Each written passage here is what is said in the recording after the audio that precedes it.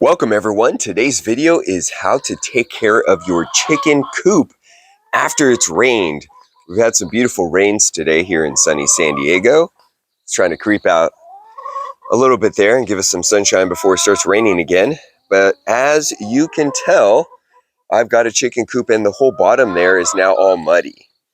So a couple things that can be a problem when it rains is excess moisture.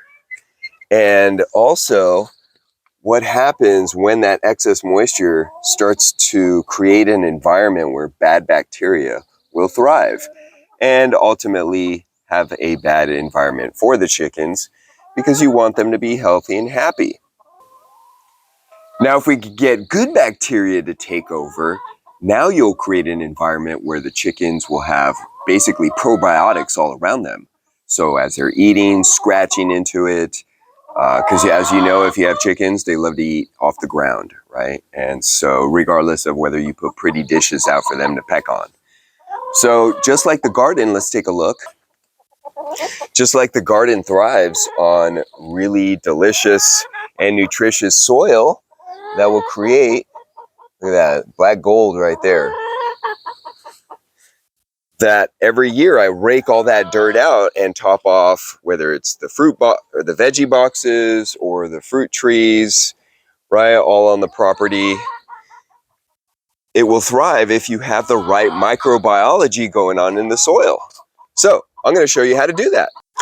So first, depending on how coarsely packed or densely packed my soil is, I've got a couple of different garden tools that I like using, and I'll put all this more info on the description so that you can see what I use and source it yourself. So here we have this tool that works great at breaking down soil, a straight up pitchfork, and I use a slightly shorter one because my coop is only 5 feet tall. If I were to redesign it, I'd make it taller, but it just seemed to introduce another level of obstruction visually to the garden, so I kept it at a 5 foot.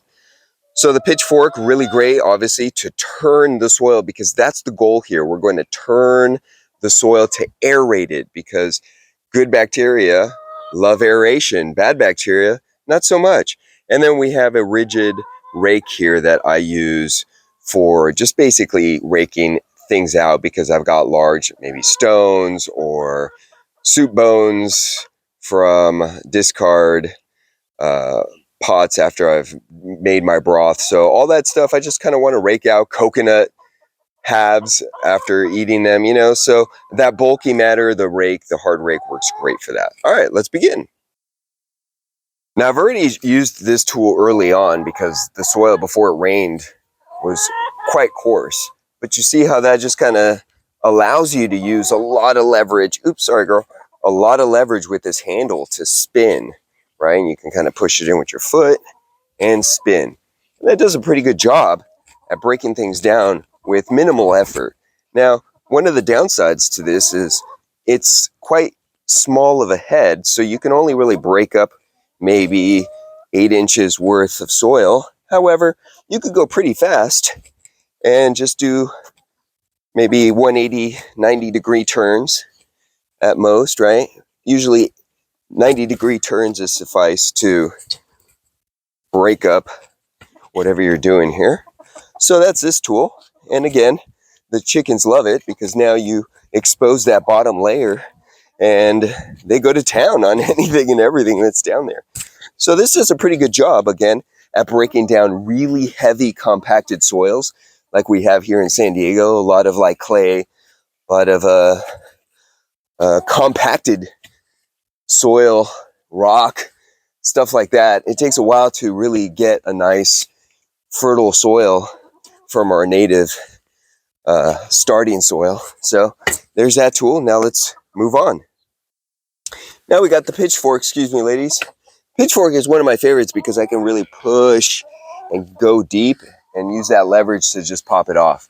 Now, it doesn't do as good of a job breaking up the chunk that you lift. So you kind of have to like chop it up a little more. But for the most part, it's really great at turning large amounts really fast. So I think I got like a rocker or something down there. Oh yeah, big soup bone there. So it really allows you to go deep. And that's one of my favorites of the fork because it does a great job at aerating. And then again, you could just kind of go in there and break up large chunks with the fork at the end. All right.